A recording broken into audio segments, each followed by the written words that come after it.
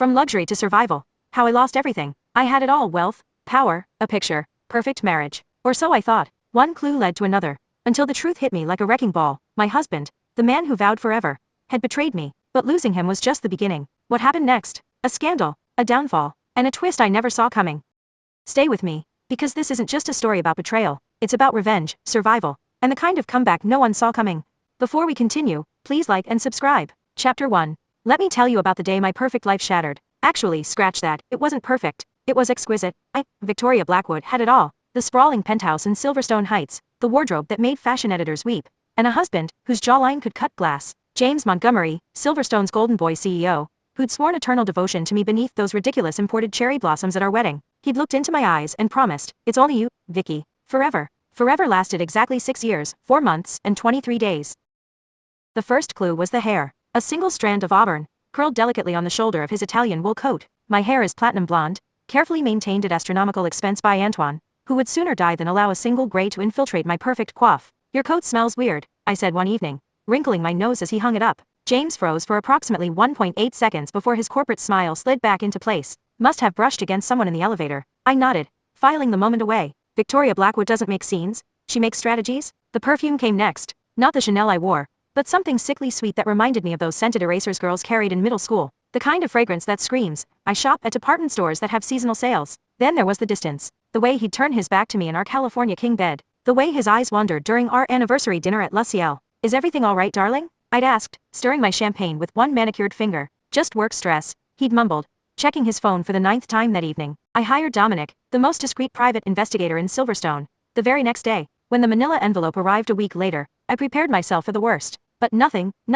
could have prepared me for who it was. Lily Chen, the self-proclaimed earnest filmmaker who wore the same beige cardigan to every industry event, the woman who'd cried genuine tears when her documentary about orphan squirrels didn't win at the Silverstone Film Festival, the woman who, at my own dinner party last year, had the audacity to ask if my centerpieces were ethically sourced, the same woman who was now kissing my husband in 12 high-resolution photographs. I waited 3 days, watching James like a scientist observes a particularly disappointing specimen. On Thursday, I put on my power outfit, crimson Valentino pantsuit, Louboutins that added 5 inches and subtracted all mercy, and went to his office. I waited in the marble lobby for 2 hours, watching interns scurry past with terrariums of green juice. Finally, at 2:17 p.m., I saw them, James and Lily, arm in arm, laughing about something probably very authentic and meaningful. The moment James saw me, he pushed Lily behind him like she was a delicate woodland creature in need of protection. From what? My lethal stilettos? My ability to recognize polyester at 20 paces? "Victoria," he said, his voice dropping an octave, "what are you doing here?" I tilted my head, smiling in the way that always made our friends nervous. "Montgomery, do you have nothing to say for yourself?" He didn't respond. Instead, he whispered something to Lily, who scampered away, looking back at him with those wide, innocent eyes that probably practiced victimhood in the mirror. Only after she was safely around the corner did James step toward me, reaching for my hand. "Victoria, I don't," I said, pulling back. "Just don't." "I'm sorry," he whispered, then slapped himself across the face, hard. Then again, "I'm sorry, I'm so sorry." The great James Montgomery, brought to his knees in the lobby of Montgomery Enterprises. It should have been satisfying, watching him crumble. Instead, I felt nothing but the cold weight of inevitability. I turned and walked away, my heels echoing against the marble in perfect rhythm. He followed me home that night, believing I would file for divorce immediately. But Victoria Blackwood doesn't react, she calculates. So I surprised him. "I won't leave you," I said coolly, examining my manicure. "But if we're staying married, you cut her off." Completely. The relief in his eyes was pathetic. But it wasn't over. Not by a long shot. 3 days later, during a torrential downpour that seemed determined to match my mood, the doorbell rang. Our housekeeper, Mrs. Winters, answered it, then came to find me in the sunroom. "Ma'am," she said hesitantly, "there's a Miss Chen at the door. She's quite wet." I set down my magazine. "Tell her I'm not available." But it was too late. The sound of raised voices came from the foyer. And then James appeared, his face flushed. "Victoria, I don't bother," I said, seeing the decision in his eyes before he even spoke it aloud. "Go to her." And he did. Just like that, the door closed behind them, and rain lashed against the windows of our perfect home. Mrs. Winters hovered anxiously in the doorway. "Ma'am, would you like some tea?" I looked up at her, feeling a strange calm settle over me. "No thank you, Mrs. Winters, but you might want to update your resume. I have a feeling this house won't be requiring staff much longer." She nodded sadly and withdrew. Smart woman. She knew a sinking ship when she saw one.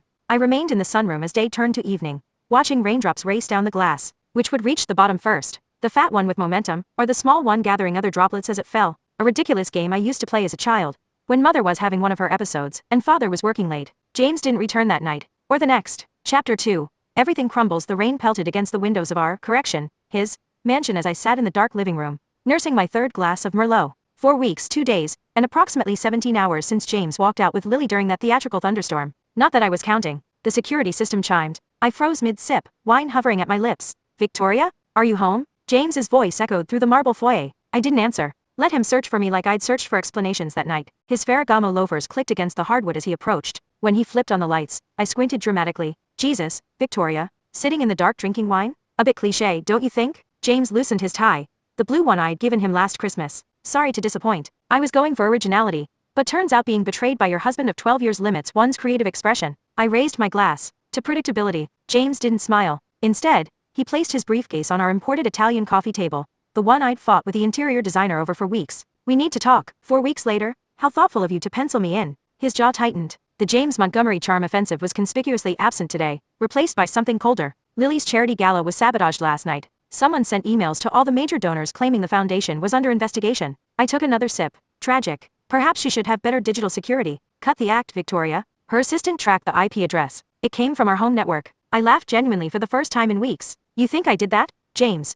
I can barely reset our Wi-Fi password. You've called me technologically incompetent since 2015. Then explain how. Maybe ask your girlfriend who else might want to see her fail? God knows I'm not the only person in Silverstone who can't stand her. James ran his hands through his salt and pepper hair. The kind that made society columnists use words like distinguished and debonair. How nauseating. This has to stop, Victoria. You're embarrassing yourself. I'm embarrassing myself? That's rich coming from the man who left his wife for a woman 10 years his junior during a thunderstorm. Could you be more of a midlife crisis cliché? His eyes narrowed. I didn't come here to fight. Then why did you come? To accuse me of something I didn't do? To check if I've properly watered your pretentious bonsai collection? He opened his briefcase with deliberate slowness. The sound of the clasps releasing sent ice through my veins. I came to give you these. Papers slid across the coffee table. Bold letters at the top. Petition for dissolution of marriage. You're filing for divorce. My voice sounded distant, even to my own ears. It's been over for years, Victoria. We both know that, do we? Because last month when Councilman Davis asked about our secret to marital bliss at the Riverside Foundation dinner, you said, and I quote, marrying your best friend. James sighed with practiced weariness. That was for appearances. Appearances, I repeated. Like the appearance that you weren't sleeping with my so-called friend for the past 8 months. Sign the papers, Victoria. Don't make this messier than it needs to be. I stared at the documents, my manicured nails digging into my palms. Get out, Victoria, get out. I hurled my wine glass. It shattered spectacularly against the wall, leaving a Rorschach of red that would undoubtedly violate our security deposit. Not my problem anymore, apparently. James didn't flinch. He simply closed his briefcase, straightened his tie, and walked toward the door. My lawyer will call your lawyer. Bold of you to assume I have one ready for this occasion. He paused at the doorway. For what it's worth. I'm sorry it ended this way. Save it for your memoir. I spat back. After he left, I sat motionless for hours, staring at those papers like they might spontaneously combust under my gaze. They didn't. My phone blared at 3:17 a.m. Unknown number. Mrs. Montgomery? A man's voice, grave and officious. It's the middle of the night, I mumbled. I'm Matthew Collins from Montgomery Financial Security. There's been an incident. We need you to come to the office immediately. What kind of incident? His pause lasted too long, ma'am. It appears the Montgomery family accounts have been compromised. All of them. I sat bolt upright. Compromised how? I really can't discuss this over the phone. A car is already on its way to collect you. 4 hours later, I sat in a conference room, surrounded by stern-faced men in expensive suits explaining words like fraudulent transfers, offshore accounts, and federal investigation. The Montgomery family fortune, my fortune, had vanished overnight. James's father had apparently been running a sophisticated Ponzi scheme for decades. The FBI had frozen everything while they investigated. Everything. Including my personal accounts. But that's my money, I protested. From my family. Before I married James. The balding lawyer, Princeton tie, Harvard cufflinks, gave me a pitying look. Mrs. Montgomery, your accounts were commingled years ago. Until we sort through what assets were legitimate and which were acquired through fraudulent means, everything stays frozen. How long will that take? Years, potentially. I laughed hysterically. Years? And what am I supposed to live on until then? No one answered. 3 days later, I returned from a desperate lunch with my last remaining friend who conveniently couldn't find her wallet. To find a notice taped to our front door. The mansion was being seized as part of the federal investigation. I had 48 hours to vacate. I limped to the bathroom, my lub-outins pinching after walking 12 blocks home, because I couldn't afford a rideshare. The nausea that had been plaguing me for weeks returned with a vengeance. After emptying my stomach into our imported Japanese toilet, with heated seat and customizable bidet options, I sat on the marble floor, shaking. On a whim, I opened the cabinet beneath the sink, pushing aside luxury face masks and abandoned self-tanner bottles until I found what I was looking for. A pregnancy test I'd purchased months ago during a brief, wine-induced panic. 10 minutes later, I stared at 2 pink lines, laughing uncontrollably on the bathroom floor of a mansion I'd be evicted from in 2 days, surrounded by possessions I couldn't afford to move, pregnant with the child of a man who'd just served me divorce papers. The cosmic joke that had become my life had just delivered its punchline. I'll take the Parkview suite, I told the hospital administrator, scrolling through the amenities brochure. The one with a private chef option. The woman blinked at me. Mrs. Montgomery, are you aware of the cost differential? The Parkview suite is $5,000 per night, and your insurance won't cover it. Yes, I'm aware. I waved dismissively. I'll pay the difference. What was I doing? I had exactly $20,134.57 to my name. The contents of an emergency cash account James somehow hadn't connected to the family assets. But damned if I'd give birth like a commoner in a shared room with mass-produced hospital gowns.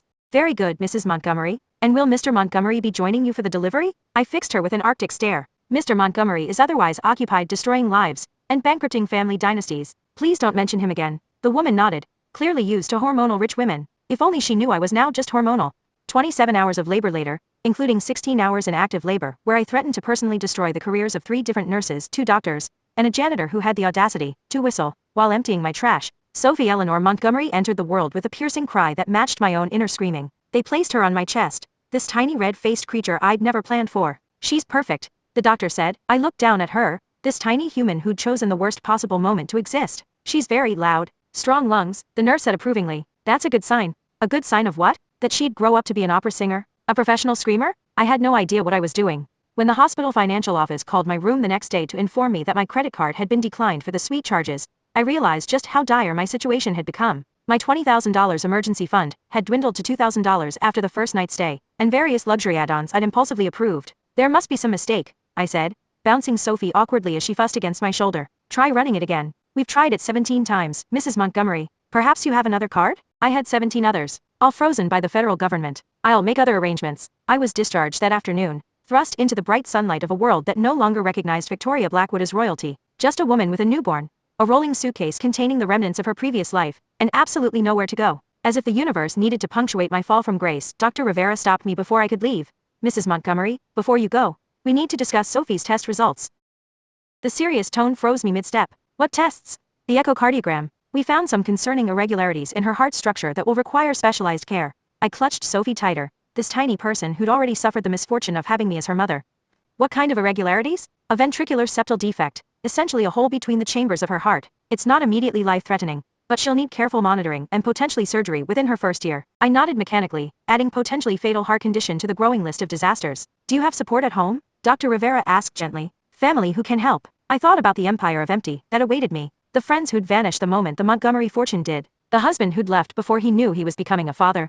Absolutely, I lied. An entire network. Dr. Rivera smiled. That's good to hear. Babies with medical conditions require extra support. And I suppose this specialized care costs money? I asked, already knowing the answer. Unfortunately, yes. But there are programs. I'll handle it. I interrupted, summoning the last vestiges of Victoria Blackwood, Queen of Silverstone. Money is no object when it comes to my daughter. The irony of that statement hit me as I stepped outside, holding Sophie in one arm and dragging my Louis Vuitton suitcase with the other, with exactly $1,893.42 to my name. My phone buzzed with a news alert. Montgomery financial collapse. Society Queen Victoria Blackwood implicated in knowledge of fraud. Below it was a photo of me at last year's Silverstone charity ball, dripping in borrowed diamonds, laughing with my champagne flute raised in what now looked like a toast to my own impending doom. I scrolled to my contact list, mentally calculating which of my 513 close friends might actually help. As I scrolled through the alphabetized names, I could almost hear the excuses they'd offer. Oh Victoria, we'd love to help but our guest house is being renovated.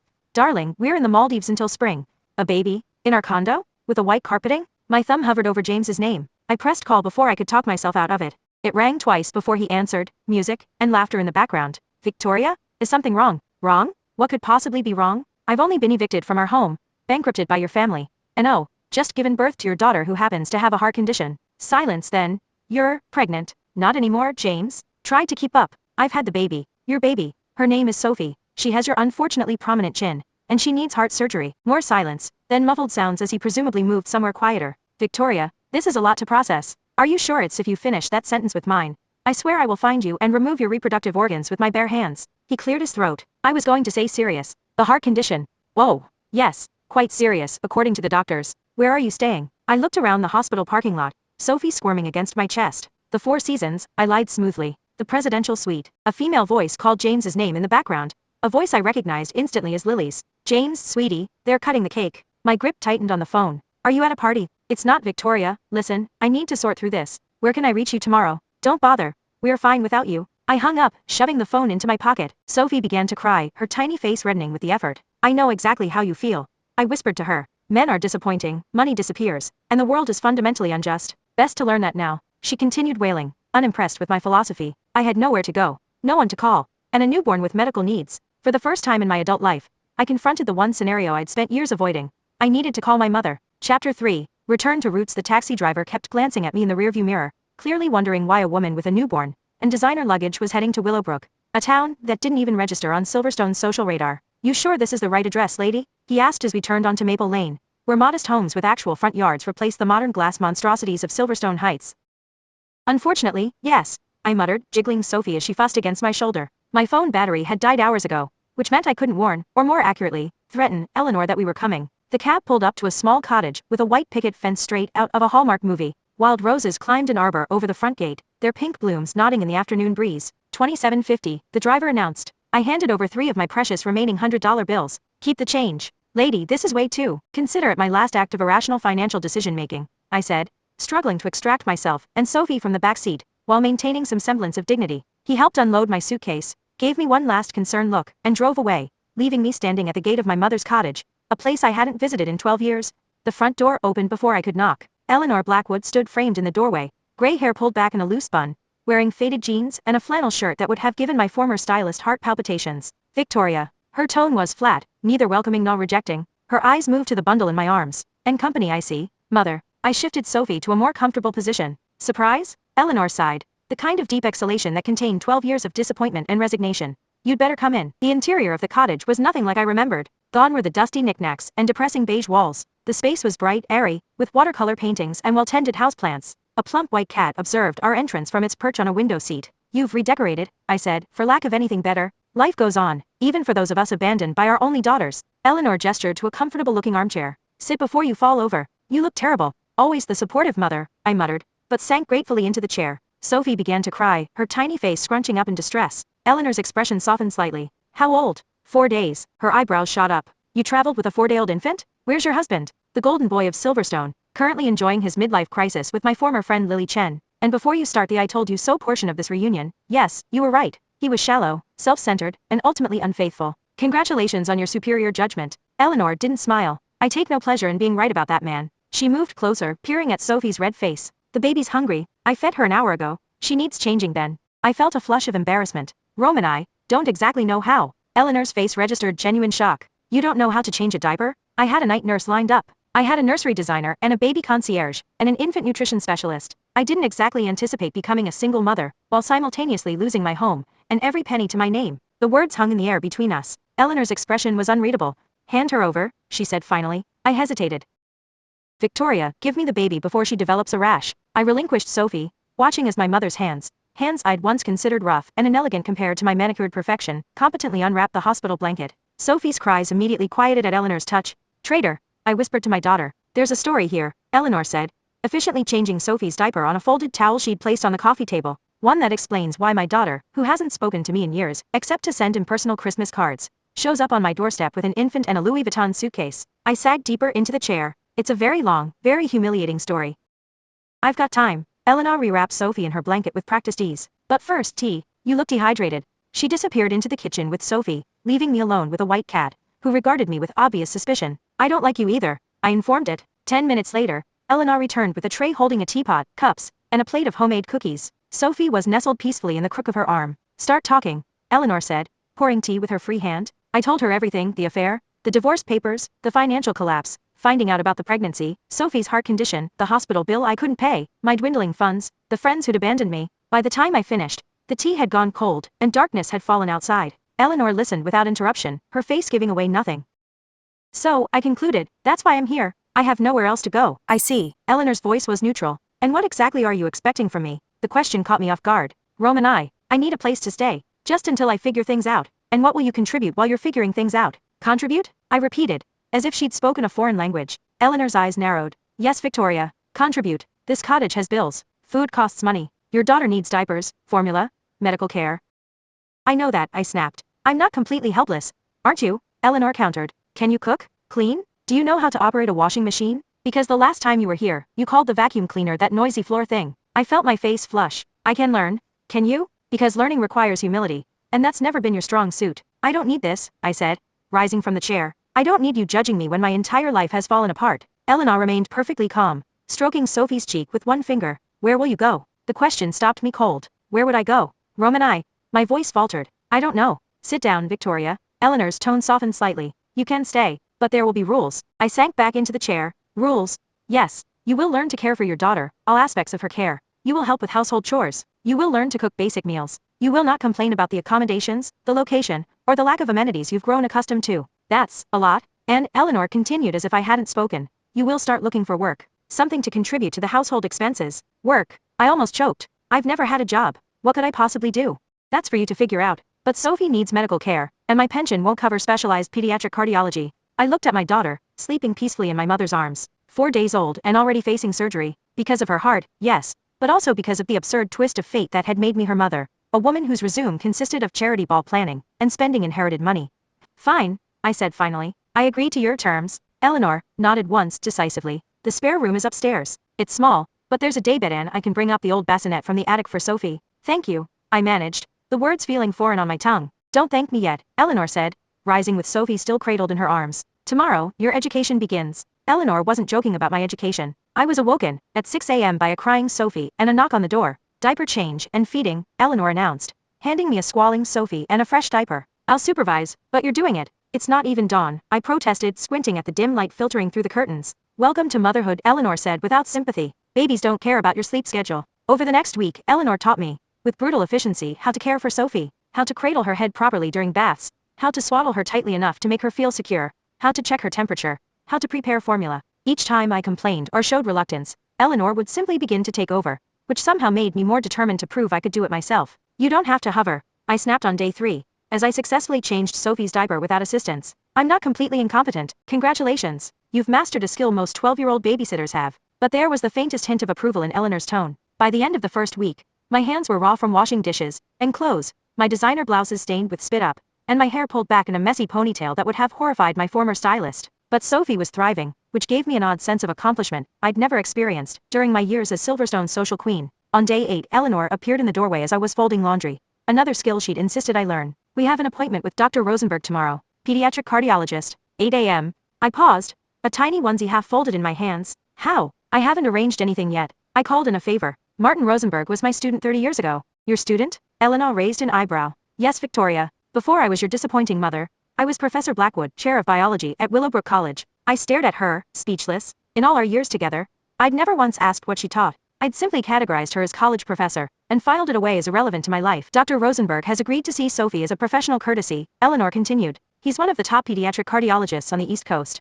Roman, thank you. The words came easier this time. But I can't afford. He's also agreed to work with us on a payment plan. Eleanor's expression softened. Sophie is my granddaughter, Victoria. Whatever issues are between us, she deserves the best care possible. For the first time since arriving at the cottage, I felt the sting of tears, not the self-pitying kind I'd indulged in during my initial fall from grace, but something different, something uncomfortably close to gratitude. Now, Eleanor said briskly, clearly uncomfortable with emotional moments, I've been thinking about your employment situation. Please tell me you're not suggesting I become a housekeeper. I've barely mastered making my own bed. You'll continue working on domestic skills, Eleanor said firmly. But no, I had something else in mind. Something that might actually utilize the one skill set you do possess. Shopping? I suggested dryly.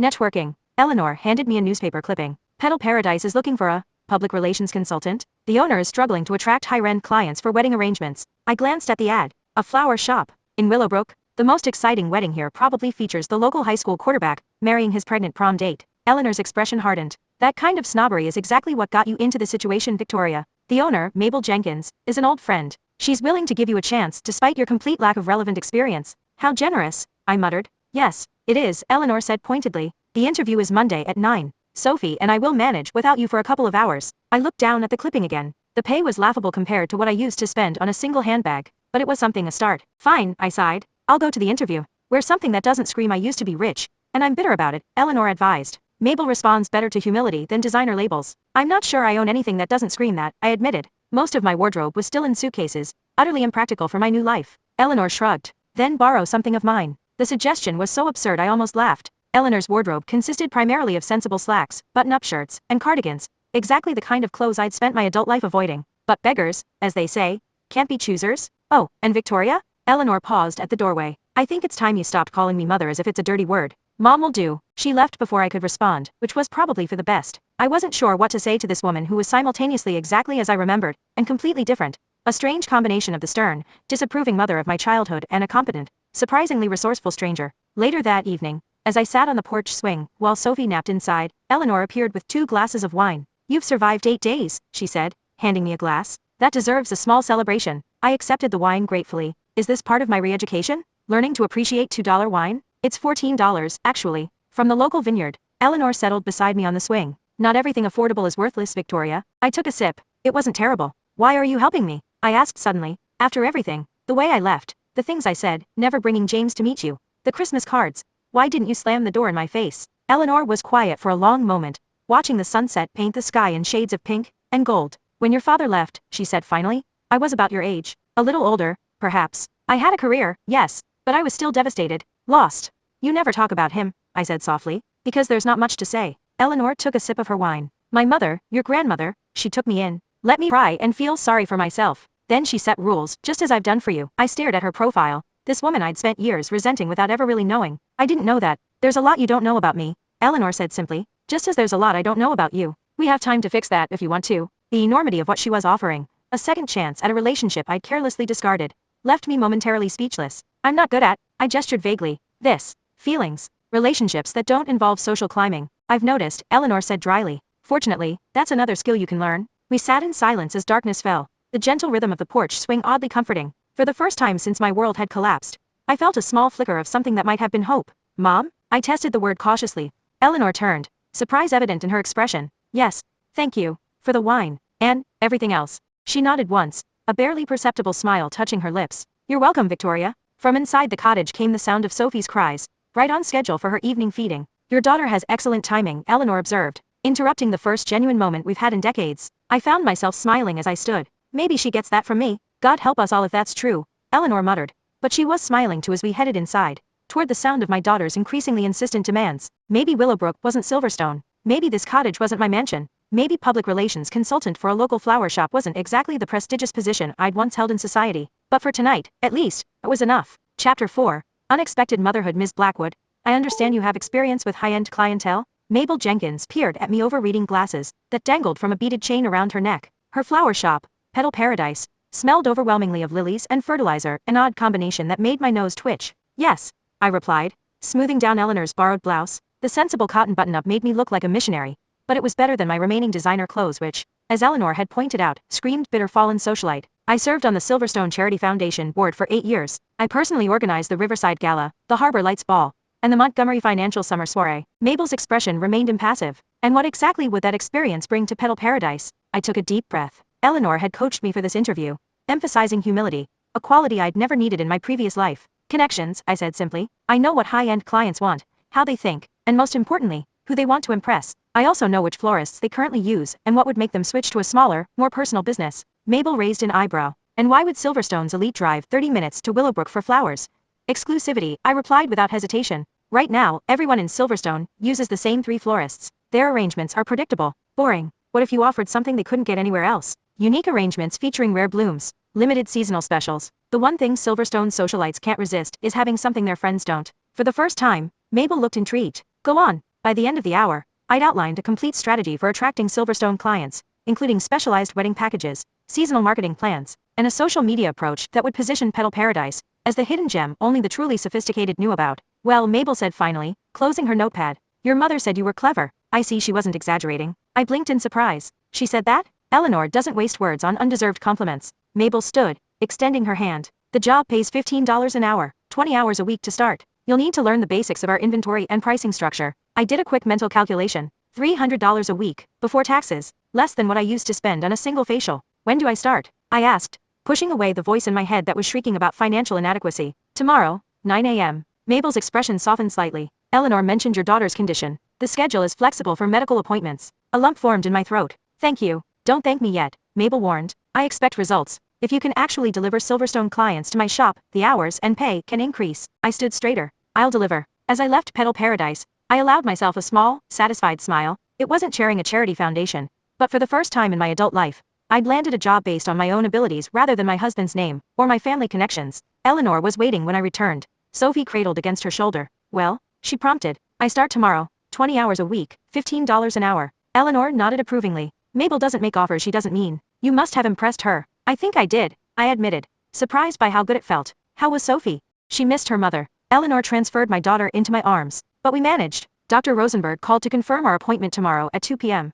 Reality crashed back. Between my new job and Sophie's heart condition, there was no time to wallow in self-pity or fantasize about revenge on James and Lily. My daughter needed me. Not the social queen I'd been, but someone stronger. Dr. Rosenberg's office was in a modern medical complex that looked out of place among Willowbrook's quaint storefronts. The waiting room was filled with anxious parents and children in various states of cardiac distress. VSD is relatively common, Dr. Rosenberg explained after examining Sophie. His kind eyes crinkled behind wire-rimmed glasses as he showed us the echocardiogram results. The hole between her ventricles is moderate in size, not large enough to require immediate surgical intervention, but not small enough to ignore. What does that mean for her long term? I asked, clutching Sophie tighter. We'll monitor her closely. Some VSDs close on their own as the child grows. Others require surgical repair eventually. The good news is that her oxygen levels are good, and she's gaining weight appropriately. The relief was so intense I felt lightheaded. So she's not in immediate danger? Not immediate, no. But she'll need quarterly echocardiograms, monthly checkups, and possibly medication to manage symptoms if they develop. He glanced at the paperwork. I understand there are some financial constraints? Eleanor stepped in.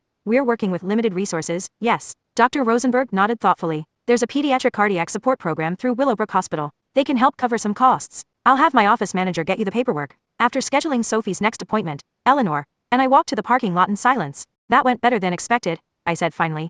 Eleanor nodded. Martin is excellent. One of my best students. I still don't understand why he's willing to help. I buckled Sophie into her car seat. Another skill Eleanor had insisted I master. Because I asked, Eleanor said simply, and because he believes every child deserves care, regardless of their parents' financial situation. The pointed comment stung, but I let it pass. I was learning to pick my battles. Thank you, I said instead, for making the call. Eleanor started the car, her expression unreadable. She's my granddaughter, Victoria. I'll do whatever I can for her. My first week at Petal Paradise was a crash course in humility. Mabel insisted I learn every aspect of the business, which meant I spent more time sweeping floors and processing deliveries than crafting sophisticated marketing plans. You can't sell what you don't understand, she said firmly when I complained. Learn the inventory first, then you can start attracting your fancy friends. By Friday, my hands were chapped from flower preservative, my back ached from arranging displays, and I'd developed an encyclopedic knowledge of regional flower prices. But I'd also made my first sale. A $300 arrangement to the wife of a Silverstone bank executive, who'd wandered in after seeing my hastily created Instagram post. Not bad, Mabel acknowledged after the customer left,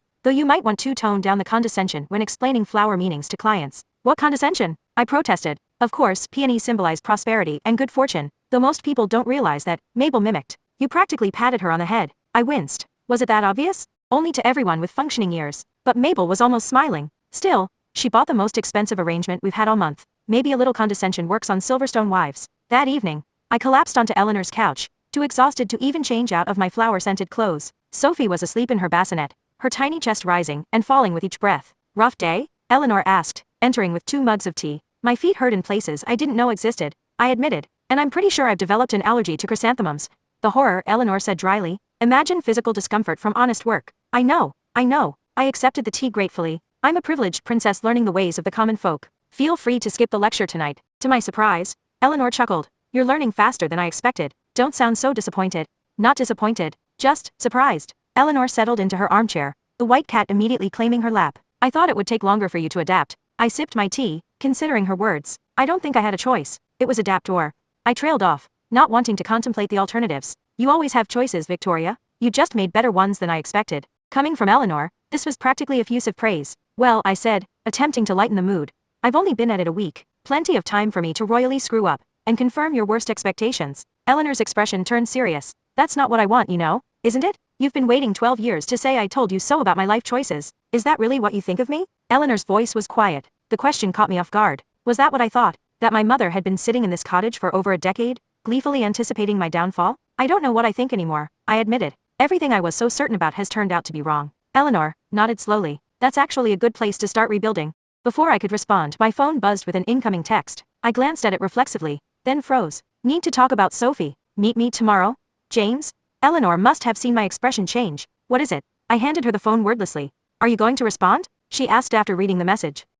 I don't know. My heart was racing. What could he possibly want now? Money, probably, Eleanor said matter-of-factly. He's realized his daughter has expensive medical needs. The cynicism of her assessment matched my own thoughts exactly, which was unsettling. When had my mother and I started thinking alike? Should I meet him? Eleanor handed the phone back. That depends. What do you want from him? I considered the question carefully. What did I want from James Montgomery? Revenge? Child support? In apology, I want him to acknowledge Sophie, I said finally. Not for my sake, but for hers. She deserves to know her father. Even if he's a selfish ass. Eleanor's lips twitched. Fair enough. Meet him somewhere public. And don't go alone.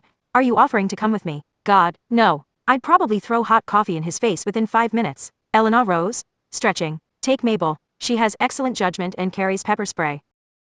I laughed, surprised by the mental image of my proper flower shop boss threatening James with defensive weaponry. I'll think about it, I promised. That night, after endless deliberation, I texted back. Willowbrook Coffee Company, 11 a.m. I'll give you 15 minutes. His response came immediately. I'll be there. The Willowbrook Coffee Company was a far cry from the sleek cafes of Silverstone. Mismatched furniture, local art on the walls, and baristas with actual personalities, instead of corporate-mandated smiles. I arrived early, securing a corner table with good visibility of the entrance. Sophie was with Eleanor, who had promised to keep her cell phone nearby in case I needed a rescue. At exactly 11 a.m., James walked in. He looked different. His designer suit hung loosely on his frame, and dark circles shadowed his eyes. He spotted me immediately, a tentative smile forming as he approached. Victoria, thank you for meeting me. 15 minutes, I reminded him, gesturing to the empty chair across from me. The clock's already running. He sat, placing his expensive leather briefcase on the floor beside him. You look well. Let's skip the pleasantries, James. What do you want? He had the grace to look embarrassed. I wanted to talk about Sophie, to see how she's doing. She has a hole in her heart. Otherwise, she's fine. Victoria, is it money? Because if you're concerned about your financial obligations, we can discuss that through lawyers. It's not about money. James ran a hand through his hair, a gesture I'd once found endearing. I want to meet her, my daughter. I stared at him, taken aback by his directness. Why now? It's been nearly a month since I told you about her. Things have been complicated. He shifted uncomfortably. James looked down at his hands. I've made mistakes, Victoria. Huge ones. I'm not asking for your forgiveness. I'm just asking for a chance to know my daughter. I studied him, searching for the manipulation, the angle. James Montgomery never did anything without calculating the benefits. That was what had made him such a successful financial advisor.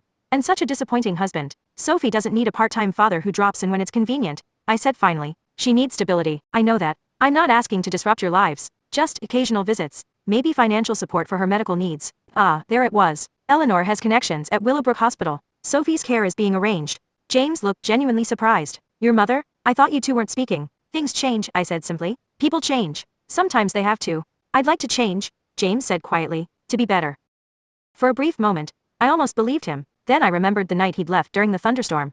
Lily smugly clinging to his arm. The divorce papers. The financial collapse that had followed. I'll think about it, I said finally. But I have conditions. Name them. Consistent child support. Legal agreement for visitation, limited at first. And full disclosure about your current financial situation. I won't have Sophie getting attached to you only to have you disappear when things get difficult. James nodded slowly. That's fair. More than fair. Actually, I'm not doing this for you, I clarified. I'm doing it for Sophie. Every child deserves to know where they come from, even if half their genetic material comes from a spineless cheat. To my surprise, James almost smiled. You haven't changed completely then. Oh, I've changed, I assured him. Just not in the ways you might notice. As our 15 minutes drew to a close, James reached into his briefcase and withdrew an envelope. For Sophie, he said, sliding it across the table. It's not much, but it's a start. I didn't open it, tucking it into my purse instead. I'll let you know my decision about visitation. Thank you, Victoria. He hesitated, then added, I really am sorry. For everything. Save your apologies, I said, rising from the table. Actions matter more. As I walked out of the coffee shop, I felt strangely light, not because I believed James had truly changed, but because I realized his opinion no longer determined my worth. The man whose approval I'd once desperately sought now seemed smaller somehow, less significant in the landscape of my new life. My phone buzzed with a text from Eleanor. Everything okay? I typed back yes. Heading home now. Home. When had Eleanor's cottage become home? He gave you a check for $10,000? Eleanor's eyebrows shot up when I finally opened the envelope that evening. Apparently, I stared at the check, unable to quite process it, though God knows where he got it. Given the financial collapse. Personal accounts maybe? Eleanor suggested. Or perhaps not everything was frozen in the investigation. I shrugged, tucking the check back into the envelope. I should probably wait to cash it. Make sure it doesn't bounce.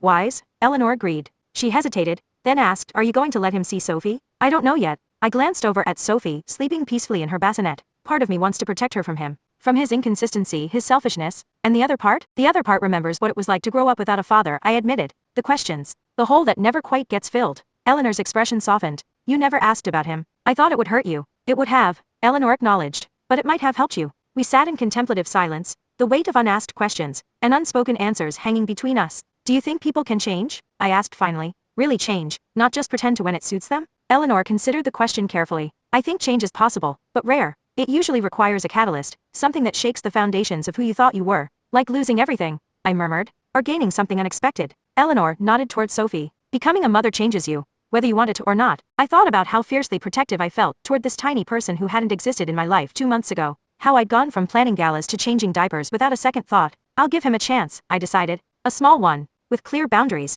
Eleanor nodded approvingly. That seems reasonable. I fingered the envelope containing James's check. If this clears, it could help with Sophie's medical expenses. And maybe a few things for yourself, Eleanor suggested. You've been wearing the same 3 outfits since you arrived. I laughed, surprised by her observation. Are you saying my borrowed missionary wardrobe isn't bringing out my best features? I'm saying you don't have to deny yourself everything just because your circumstances have changed, Eleanor said gently. Finding balance is part of rebuilding. The next day, I deposited James's check, half, expecting it to bounce. To my surprise, it cleared immediately. After consulting with Eleanor, I put $8,000 in a savings account for Sophie's medical expenses, and used the remaining $2,000 to buy essentials, clothes suitable for my new life, a proper crib for Sophie, and a used laptop so I could work on marketing plans for Petal Paradise from home. That weekend, scrolling through social media out of habit, my phone pinged with a notification. James had posted pictures of himself at the opening of Silverstone's newest luxury high-rise. My finger hovered over the block button when I noticed something odd. Lily wasn't in any of the photos. Instead, James stood with Veronica Mills, the real estate heiress who had always flirted with him at our dinner parties. Upgrading already, James? I muttered, zooming in on his face. He looked thinner, his smile not quite reaching his eyes. That night, James called. Victoria, how's Sophie? His voice sounded strained. She's fine. Why are you calling? Rome and I need to talk to you about something. In person. I'm not in Silverstone anymore. I know. Your mother's place, right? I can drive to Willowbrook tomorrow? I wanted to refuse, but curiosity won out. Fine. 2 o'clock. When I told Eleanor about the visit, she merely nodded. I'll take Sophie to her pediatrician appointment. You two should talk privately. The next day, James's Aston Martin looked ridiculous pulling up the gravel driveway. He stepped out wearing casual clothes, designer casual, but still a far cry from his usual suits. Nice place, he said, looking around uncertainly. It's my mother's. What do you want, James? He ran a hand through his hair, a nervous gesture I'd rarely seen. Lily's gone. I blinked. Gone where?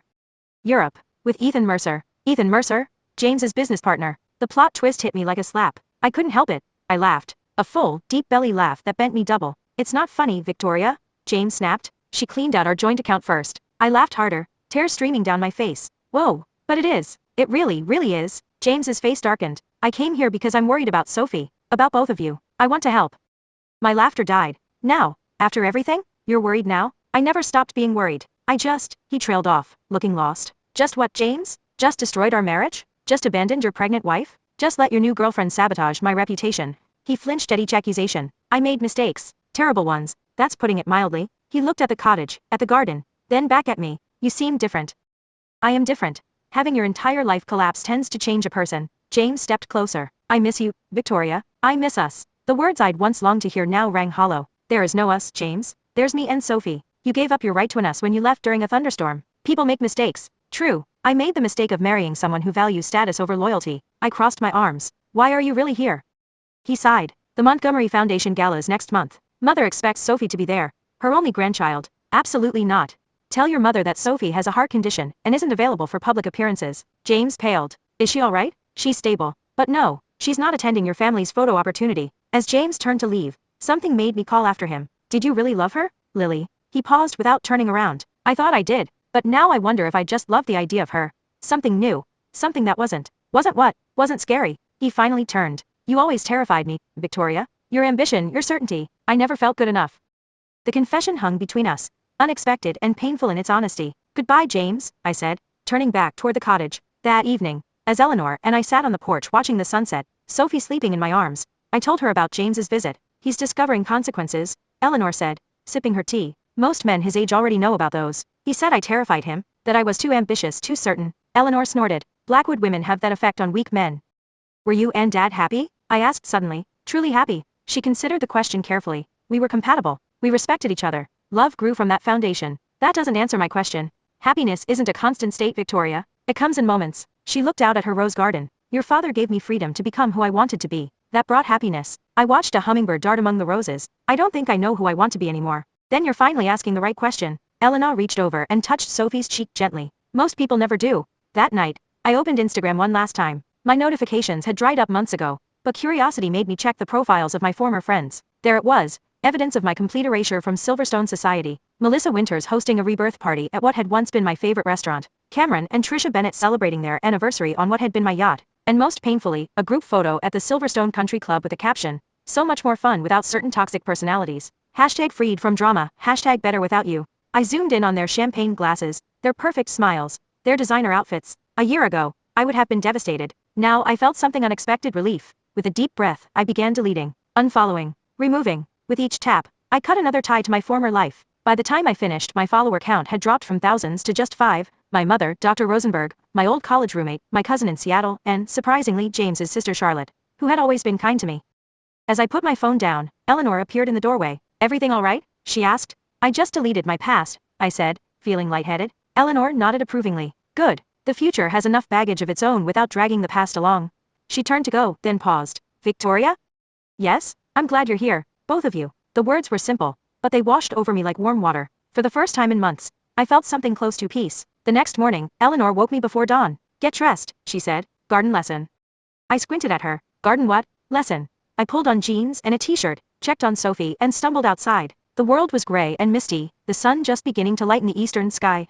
Eleanor stood among her roses, secateurs in hand. These are Blackwood roses. Your great-grandmother bred them. They're hardy, disease-resistant, and bloom twice a year. Fascinating, I mumbled, still half asleep. Pay attention, Victoria. These roses put you through private school. That woke me up. What? Your father's business collapsed when you were 7. We almost lost everything. I sold rose cuttings and started a small nursery business. It kept us afloat until he could rebuild. I stared at her. I never knew that. We didn't want you to worry. She handed me the secateurs. Now watch. Cut at a 45-degree angle, just above a leaf node. For the next hour, Eleanor taught me the basics of rose cultivation, pruning, feeding, deadheading. Her hands, which I'd always thought of as too plain with their unmanicured nails, moved with precision and confidence. Each variety has its needs, she explained, but they all require patience and consistency. No rose blooms overnight. As the sun rose fully, illuminating the garden in golden light, I saw what I'd missed before, the careful planning, the years of work, the quiet expertise. My mother hadn't retreated to Willowbrook in defeat. She'd built something beautiful here, something entirely her own. Mom? I said, the childhood name feeling strange on my tongue.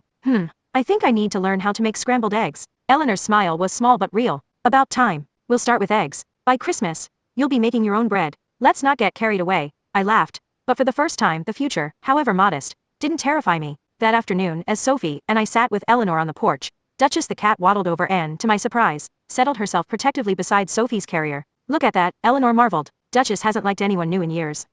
I watched the fat white cat purring contentedly next to my daughter. Maybe she recognizes a fellow Blackwood woman. Maybe so, Eleanor agreed. And the 3 generations of us, plus 1 honorary feline member, watched the sun move across the sky, marking the slow, steady passage of a new kind of time. Chapter 6, The Second Fall. Summer faded into autumn, and as the leaves turned, so did my life. 3 months at Eleanor's cottage had transformed me in ways I couldn't have imagined. My hands, once manicured to perfection, now bore calluses from gardening. My designer wardrobe had been largely replaced with practical clothes that could withstand baby spit up and dirt. And most surprisingly, I'd developed something resembling cooking skills. It's not going to bite you, Eleanor said one evening as I stared dubiously at the bread dough I was kneading. It might. It's alive, isn't it? Yeast is alive. I punched down the dough with perhaps more force than necessary. Eleanor chuckled. You're not baking bread. You're waging war on it. Same difference. But I smiled as I shaped the loaf. My first 3 attempts had been disasters, dense, misshapen lumps that even Duchess wouldn't touch. This one, though, had promise. As we worked side by side in the small kitchen, I noticed Eleanor pause to rub her lower back. You okay? I asked. Just tired. Not as young as I used to be. She straightened with visible effort. Why don't you sit? I can finish up. She raised an eyebrow. Victoria Blackwood Montgomery, offering to clean the kitchen? The apocalypse must be nigh. Ha ha. Seriously though, you look pale. I'm always pale. It's the Blackwood complexion. But she sat, which worried me more than if she'd argued. That night, I heard her coughing through the thin walls. Not just a clearing of the throat, but deep, racking coughs that made my own chest hurt in sympathy. In the morning, she appeared in her usual gardening clothes, but her movements were slower. I think you should see Dr. Marshall, I said over coffee. It's just a cold. Everyone gets them when the seasons change. Mother. Victoria. She mimicked my stern tone. I'm serious. You don't sound good.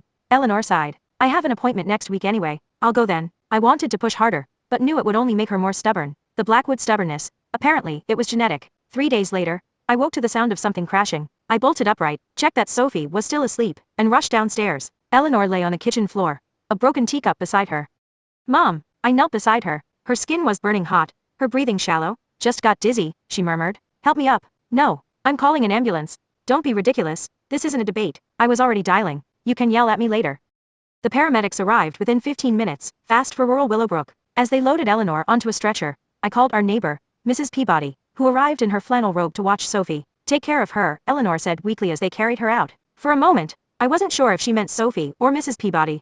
The Willowbrook Community Hospital was nothing like Silverstone Memorial, with its private suites and celebrity doctors. Here, the waiting room chairs had seen better decades, and the coffee tasted like it had been brewed during the Clinton administration. After 3 hours, a tired-looking doctor called me over. Mrs. Montgomery? I'm Dr. Lewis. Your mother has pneumonia, complicated by her pre-existing COPD.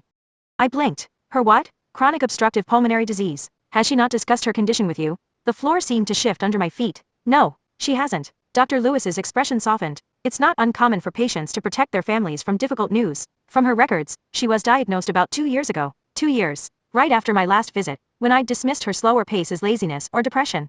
How serious is it? The COPD is progressive, but manageable with proper medication and lifestyle adjustments. The immediate concern is the pneumonia. We've started her on IV antibiotics and respiratory therapy. Can I see her? Dr. Lewis nodded. Room 212. She's resting, but conscious. Eleanor looked small in the hospital bed, an oxygen mask covering half her face. Her silver hair, usually neatly styled, spread across the pillow in disarray. When she saw me, she tried to remove the mask.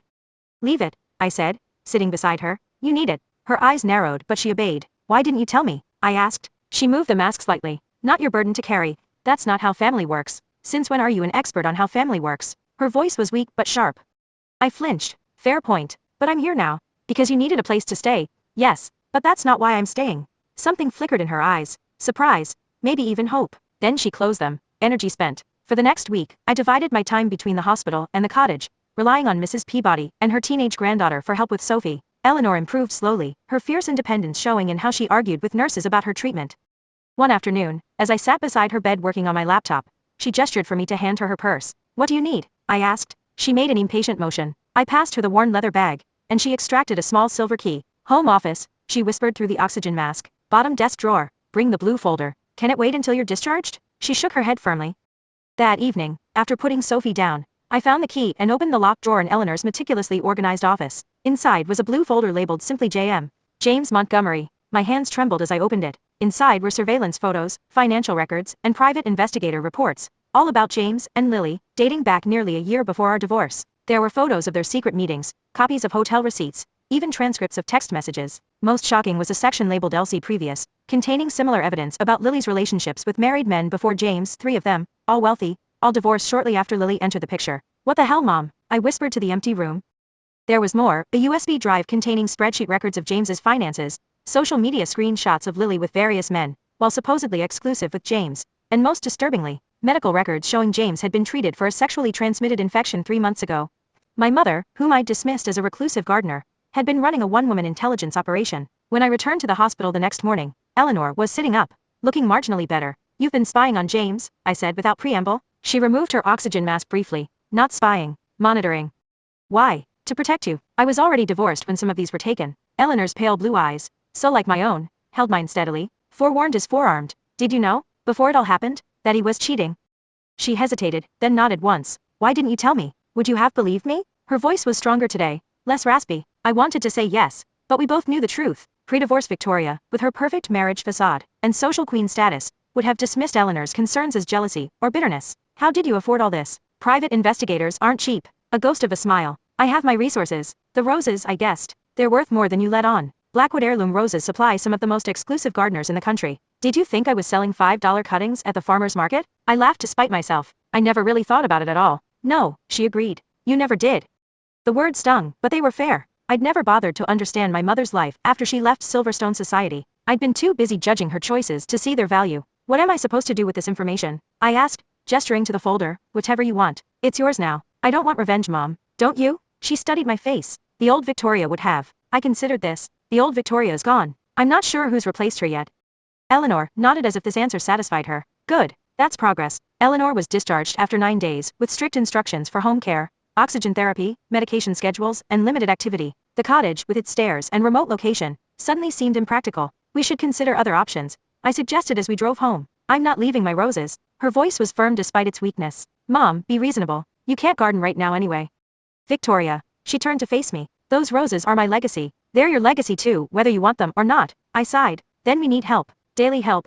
I can't afford a full-time nurse. I'll figure something out. And I did. The next day, I called the only person in Silverstone who might still take my call. Charlotte Montgomery, James's sister. Victoria? Her voice held genuine surprise. Are you okay? Not really. My mother's sick, and I need work. Something I can do remotely while caring for her and Sophie. Charlotte, always the practical one in the Montgomery family, didn't waste time on platitudes. What skills do you have? I almost laughed. 6 months ago, my only skills were planning galas and coordinating my designer wardrobe. But lately, I know flowers. Specifically, roses. Rare ones. There was a thoughtful pause. My marketing firm just took on a high-end gardening supply company. They're looking to rebrand for the luxury market.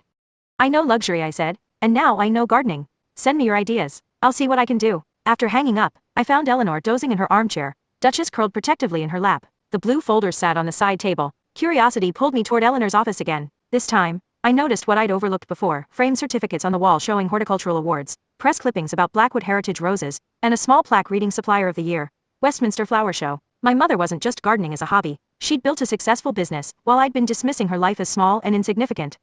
I booted up her computer, and found the Blackwood Roses business files. The client list included British royalty, Hollywood celebrities with famous gardens, and the top botanical gardens around the world. The yearly revenue was modest by Silverstone standards, but more than enough for a comfortable life. When Eleanor woke, I was sitting beside her, my laptop open to a draft proposal for Charlotte's client. I've been an idiot, I announced. About anything specific, or just generally. Her voice was dry despite the oxygen tube in her nose. About you. About this place. I gestured around us. I thought you were hiding here. But you were building something meaningful. She adjusted her position slowly, wincing. Not everyone needs spotlights, Victoria. I'm beginning to see that. I turned my laptop to show her. I'm pitching a marketing plan to Charlotte's firm. I'm going to help promote Blackwood Roses while you recover. Eleanor studied the screen, then me. You'll need access to the greenhouse records. The password is Sophie Rose 2023. My throat tightened. You named a password after her? Before she was even born? I created it the day you told me you were pregnant. She looked away, embarrassed by the sentiment. I may have been optimistic about reconciliation. I reached for her hand. Thin and vain but strong. I'm sorry it took me so long. Blackwood women are stubborn, she replied. It's not always a virtue. 2 weeks later, as winter set in with unexpected ferocity, Eleanor's condition worsened again. The night temperatures dropped below freezing, and the ancient heating system in the cottage struggled to keep up. We need to monitor the greenhouse temperature, Eleanor fretted from her bed, where doctor's orders had confined her. I've got it covered. The automatic systems are working, and I check the gauges every 4 hours. The Duchesse de Brabant roses need special attention. They're susceptible to black spot in these conditions. Mom, I've been following your care sheets religiously. The roses are fine. She didn't look convinced. I couldn't blame her. 6 months ago, I couldn't have told a rose from a radish, but necessity is one hell of a teacher. That night, as a winter storm howled outside, Eleanor's fever spiked. I called Dr. Lewis, who advised bringing her to the ER immediately, but when I tried to help her dress, she pushed me away. The greenhouse first, she insisted, her breathing labored. It's freezing outside. The roses can wait. No. She grabbed my wrist with surprising strength. Promise me. If anything happens, the roses are your inheritance. Sophie's inheritance. Promise you'll protect them. The desperation in her eyes frightened me more than her fever. I promise. Now please, let me get you to the hospital. This time, Eleanor didn't fight the paramedics or argue about the oxygen mask. She just stared out the ambulance window as we pulled away from the cottage, her eyes fixed on the greenhouse, visible as a dark shadow against the snow-covered landscape.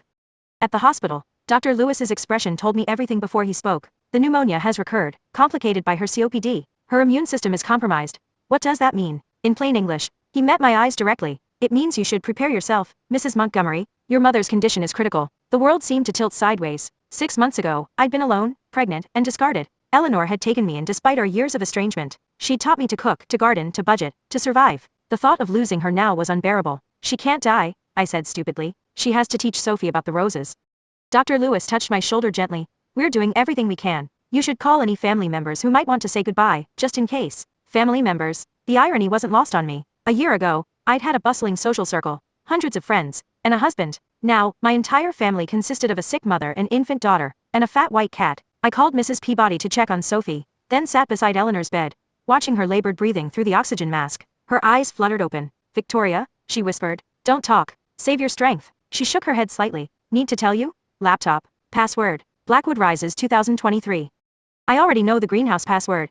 Different folder. Personal. Her eyes drifted closed again. I held her hand through the night, dozing occasionally in the uncomfortable chair. Around dawn, I was startled awake by a nurse checking Eleanor's vitals. Any change? I asked. The nurse, badge red Nancy, offered a professional smile. She stabilized. Not better, but not worse either. Your mother's a fighter. Blackwood women always are, I murmured. Nancy finished her checks and handed me a foam cup of coffee. You look like you could use this. It's terrible, but it's hot. Thanks. I sipped the truly abysmal coffee. Have you worked here long?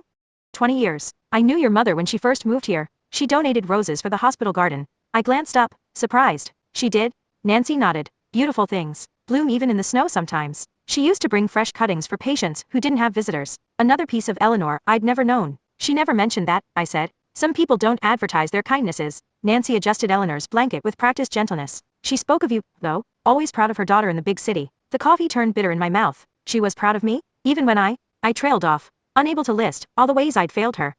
Mothers are complicated creatures, Nancy said, but in my experience, Their love rarely depends on whether their children deserve it. For 3 days, Eleanor hovered in a liminal space, not improving, not declining. I shuttled between the hospital and cottage, caring for Sophie and checking the roses, sleeping in short bursts wherever I could manage. On the 4th morning, I brought Sophie to the hospital. The nurses bent rules to allow the baby in, perhaps sensing time was precious. Look who's here to see Grandma, I said, holding Sophie where Eleanor could see her. Eleanor's eyes opened, focused on Sophie, and filled with tears. She lifted one hand weakly, and Sophie grabbed her finger, gurgling happily. She has the Blackwood chin, Eleanor whispered. Stubborn. Wonder where she gets that from, I said, trying to keep my voice light despite the lump in my throat. Victoria. Her voice was so faint I had to lean close. The blue folder. Use it wisely. Before I could respond, her eyes closed again. That night, after returning Sophie to Mrs. Peabody's care, I opened Eleanor's personal laptop. The password Blackwood Rises 2023 revealed a desktop with meticulous organization, business files, personal records, and a folder simply labeled Legacy. Inside were letters, dozens of them, addressed to me but never sent. The earliest dated from my college years, the most recent just weeks before Sophie and I arrived at the cottage. I opened one at random. Victoria. The roses survived the frost last night. I covered them with old sheets, and they looked like ghosts in the moonlight. I thought of you, wondering if you were warm enough in that massive house you're so proud of. Houses aren't always homes. Something I didn't understand until after your father died. I saw your picture in the society pages yesterday. You looked beautiful but not happy. Perhaps I'm projecting. A mother always thinks she can read her child's true feelings, even when evidence suggests otherwise. The Blackwood women have always been survivors, but surviving isn't the same as living. I hope you discover the difference before life teaches you the hard way, as it taught me. Love always, your mother. Tears blurred my vision as I opened another. This one from just after my wedding. Victoria. I've met James Montgomery twice now, and still don't know who he really is. He says all the right things, wears the right clothes, knows the right people. A perfect Silverstone specimen. But his eyes shift when he speaks of the future, and he touches you like you're a prize he's won, not a person he cherishes. I hope I'm wrong. I hope he makes you happier than your father made me. Being admired is not the same as being loved, though it took me years to learn the difference. The yellow roses you carried at your wedding were lovely, but they weren't Blackwood roses. Sometimes I wonder if you've forgotten where you came from, or if you're trying to. Love always, your mother. I read through the night, discovering the mother I'd never known, observant, insightful, and unfailingly loving despite my coldness. In her quiet way, Eleanor had witnessed my entire adult life, seeing truths about James and my so-called friends that I'd been blind to. The last letter, dated just before Sophie and I arrived, was the shortest. Victoria, I've prepared the guest room. I don't know if you'll come, but I hope you will. The roses are blooming early this year. Perhaps it's a sign. Love always, your mother. Morning found me still reading, tear-stained and exhausted, when my phone rang. Dr. Lewis's voice was gentle but direct. Mrs. Montgomery, you should come now. Your mother is asking for you. I drove to the hospital in a blur, the letters having rewritten my understanding of the woman who'd given me life. Twice now, once at birth and once when she'd taken me in. Eleanor was awake when I arrived, her breathing shallow but her eyes clear. You found the letters, she said, somehow knowing. I nodded, unable to speak. Good. She paused for breath. I wasn't brave enough to say those things when it mattered. It matters now, I managed. All of it matters now. She smiled faintly. The roses will bloom again in spring. Remember, prune after the last frost. Mom, I'm tired. Victoria. Her eyelids fluttered. So tired. I took her hand. Then rest. I'll be here. Her fingers tightened around mine briefly. You're stronger than you know. So is Sophie.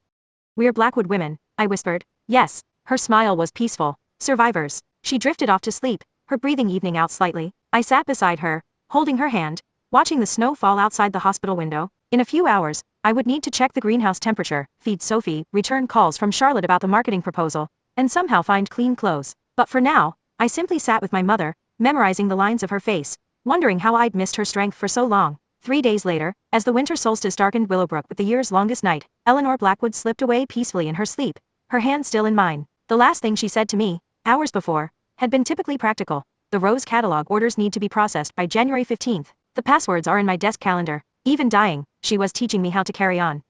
The funeral was small but surprisingly well attended. Willowbrook residents I'd never met shared stories of Eleanor's quiet generosity, roses donated for weddings when families couldn't afford florists, gardening lessons for troubled teens, holiday wreaths appearing anonymously on doors of those who'd lost loved ones. James sent flowers but didn't attend. Charlotte came, bringing a check from the gardening supply company that had hired me based on my proposal, my first independent income in over a year. As people filed past to offer condolences, a distinguished older gentleman introduced himself as Arthur Jenkins, Eleanor's attorney. She updated her will when you arrived with Sophie, he explained. Everything goes to you, with provisions for Sophie's education. She was quite specific about the roses. How specific?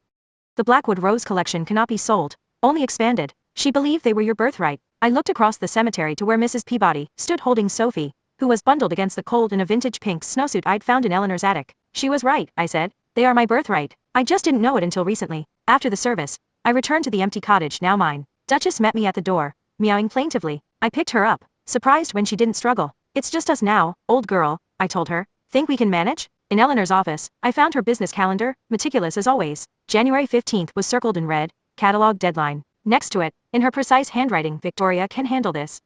Her faith in me, even after I'd rejected her for years, was both gift and burden. That night, I sat in the kitchen, Sophie asleep upstairs, Duchess purring in Eleanor's empty chair. On the table before me lay the blue folder containing all the evidence of James and Lily's betrayal. Use it wisely, Eleanor had said. The old Victoria would have deployed this information like a nuclear weapon, destroying James's reputation and Lily's future in one devastating blast. But that Victoria was gone, replaced by someone who had seen real loss, who understood the difference between vengeance and justice. I closed the folder and moved to the window, looking out at the greenhouse where the blackwood roses slept under their winter coverings, waiting for spring. Through the falling snow, I could just make out the cottage next door, where Mrs. Peabody's windows glowed with warm light. My phone buzzed with a text from Charlotte. Client loved your proposal. Contract ready when you are. Another text followed. James asking about Sophie. He's sick. Doctor says it's serious. Thought you should know. I set the phone down, my reflection in the dark window showing a woman I barely recognized, thinner, older, with new lines around my eyes and mouth. Eleanor's daughter? Finally. What now? I asked the empty kitchen. Outside, the snow continued falling, covering everything in clean white possibility. Inside, Sophie's monitor transmitted soft baby breaths. Duchess purred in the silence, and the blackwood roses waited for my care. I picked up my phone and typed a response to Charlotte. Tell James the first'll bring Sophie to visit next week, and I'll sign the contract tomorrow. Then I took the blue folder to Eleanor's old wood stove and lit a match. As the evidence of betrayal turned to ash, I made a silent promise to my mother and my daughter. The Blackwood women would not just survive, we would bloom. Chapter 7. Revenge served cold. Spring arrived in Willowbrook with a gentle persistence that reminded me of Eleanor. One morning in early April, I woke to find the first blackwood rose of the season blooming outside my window. A deep crimson bloom that seemed impossible after such a harsh winter. Sophie, now crawling and babbling constantly, had developed a fascination with the greenhouse. I'd set up a playpen in the corner where she could watch me work, her white eyes following my movements as I tended the roses Eleanor had entrusted to us. That's a Blackwood Midnight, I told her as I carefully pruned a dark purple variety. Great-great-grandma bred this one during the Depression. Sold the patent rights to keep the family estate. Sophie responded by stuffing a teething ring in her mouth and drooling enthusiastically. I'll take that as approval of her business acumen, I said, kissing her chubby cheek. In the 4 months since Eleanor's passing, I'd thrown myself into 2 things, motherhood and roses. The marketing contract with Charlotte's client had expanded into a full consultancy role, allowing me to work from home while managing Blackwood roses. Orders had increased 30% since I'd updated the website and created an Instagram account showcasing our heritage varieties. My phone rang, Charlotte's ringtone. How's my favorite flower lady? She asked when I answered, covered in soil and baby drool. So living the dream. What's up? James asked about you again. I sighed, setting down my pruning shears. What did he want this time? Same as always. Wants to increase his visitation with Sophie. Since Eleanor's funeral, James had been making regular appearances in our lives. His mysterious illness had turned out to be mononucleosis, likely contracted from Veronica Mills, who'd replaced Lily in record time. While not life-threatening, it had apparently triggered some sort of existential crisis. The current arrangement is working fine, I said. 1 Sunday a month at your house is plenty. He seems different lately, Victoria. More grounded. People don't change that much, Charlotte. Speaking of change, she said, deftly switching topics, have you heard about Petal Paradise? I stiffened. Petal Paradise was the flower shop in Silverstone, where I'd worked briefly before moving to Willowbrook. The owner, Margot Pierce, had been decent to me when I needed a job, even if she did take advantage of my desperate situation with below-market wages. What about it? Someone's trying to destroy the business. Fake reviews online, rumors about contaminated flowers causing rashes, even a health department complaint that turned out to be baseless. That sounds like Silverstone tactics, I said, remembering the social warfare I'd once participated in. Why are you telling me this? Charlotte hesitated. The attack started right after Margot posted about expanding her business to include Blackwood roses. What? I never authorized that. We're exclusive. We don't sell through retail shops. Exactly. Someone's using your brand name without permission and getting sabotaged for it. I rubbed my temple, feeling a headache forming. I need to address this. Can you watch Sophie tomorrow? I should go to Silverstone. Of course. And Victoria? Be careful. Silverstone hasn't forgotten you. Trust me, the feeling is mutual. The drive to Silverstone felt like traveling back in time. As the landscape changed from Willowbrook's rolling hills to Silverstone's manicured perfection, I felt my shoulders tensing and my jaw clenching. I parked my mother's aged Volvo, now my Volvo, a block from Petal Paradise, surveying the upscale shopping district. A year ago, I would have been recognized instantly. Now, dressed in jeans and a simple blouse, hair pulled back in a practical ponytail, I was invisible to the Silverstone elite, who browsed the boutiques.